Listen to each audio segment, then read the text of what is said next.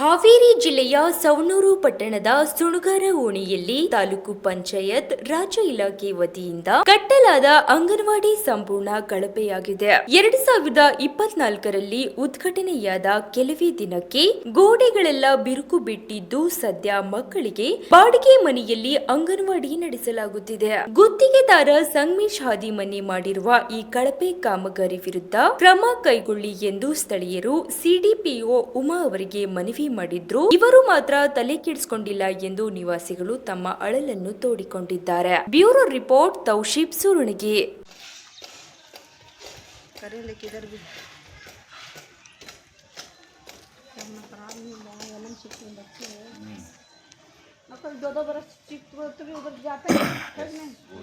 अगर घर में बच्चे अगर घर में छोड़ जाते हैं बैठने को जरा अच्छा होने करते ನೋಡ್ರಿ ಇದಕ್ಕೆ ಇಲ್ಲೇ ಕಟ್ಟಡ ಮಾಡ್ಬೇಕು ಅವರು ನೋಡಿ ಇದು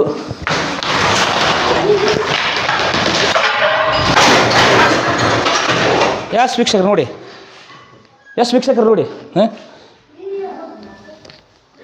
ವೀಕ್ಷಕರು ನೋಡಿ ಸ್ವಲ್ಪ ಮುಟ್ಟಿದ್ರೆ ಇದು ಬಿತ್ತು.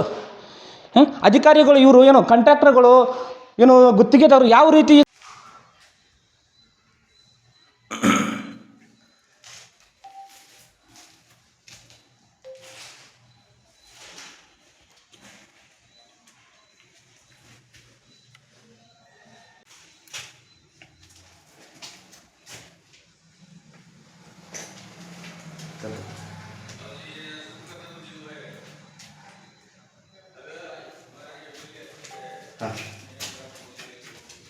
ಮತ್ತ